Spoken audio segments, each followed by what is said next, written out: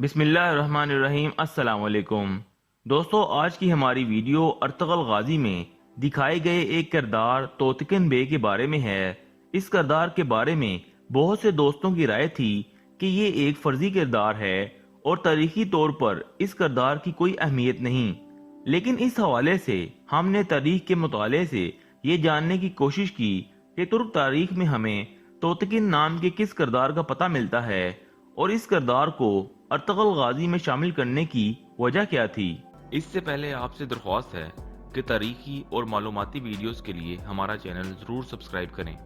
دوستو، Ertugrul series میں توتکن کو ایک جلد باز اور خود غرض شخصیت کے طور پر دکھایا گیا ہے، جو اپنے غصے اور خود غرضی کے سبب بہت سے غلط فیصلے کر کے اپنے قبیلے اور دوسروں کے لیے نقصان دہ ثابت ہوتا ہے اور بالآخر اپنے اسی رویے کی وجہ سے جان سے ہاتھ دھو بیٹھتا ہے۔ اس حوالے سے اگر ہم تاریخ میں توتکن کی شخصیت کا مطالعہ کریں تو اس کا کردار تقریباً ایسا ہی تھا جیسا اس سیریز میں دکھایا گیا ہے، لیکن توتکن دراصل سلجوقی سلطان الپ ارسلان کے بیٹے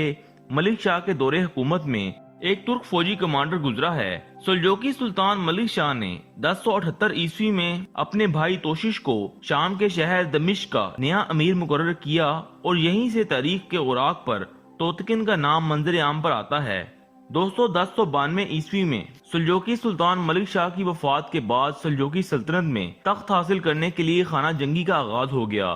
توشش، جو کہ اس وقت دمشق کا امیر تھا اور سلطان ملک شاہ کا بھائی بھی تھا، اس نے خود کو نیا سلطان نامزد کروا لیا اور 1092 عیسوی میں شام میں اپنی حکومت کا اعلان کر دیا۔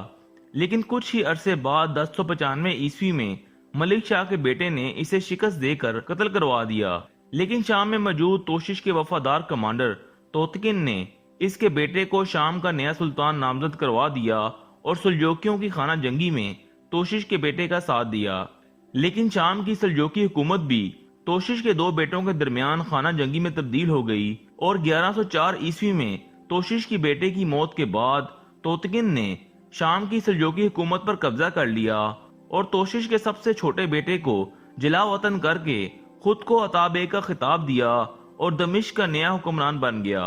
اور یوں سلجوکیوں کے ہاتھوں شام کا علاقہ بھی نکل گیا۔ فلسطین پہلے ہی سلجوکیوں کی خانہ جنگی کی وجہ سے پہلی صلیبی جنگ کے بعد 1099 عیسوی میں عیسائیوں کے قبضے میں جا چکا تھا۔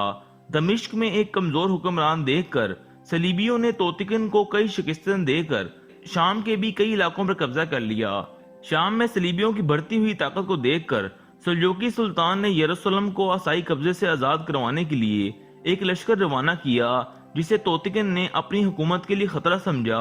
اور فلسطین پر قابض صلیبی عیسائیوں سے اتحاد بنا لیا، جس سے سلجوکی فوج عیسائیوں سے قبلہ اول آزاد کروانے میں ناکام رہی۔ سلجوکیوں کی ناکامی کے بعد اسے پھر اپنے اتحادی صلیبیوں سے خطرہ محسوس ہوا تو وہ بغداد میں عباسی خلیفہ سے اتحاد کرنے پہنچ گیا۔ بہرحال دوستو، توتکن کے جلد باز فیصلوں اور اقتدار کی ہوس نے سلجوکی ترکوں کو ناقابل تلافی نقصان پہنچایا اور 1128 عیسوی میں اپنی موت تک وہ صلیبیوں کے ہاتھوں کئی شکستیں کھا کر شام کے کئی علاقے عیسائی قبضے میں دے چکا تھا۔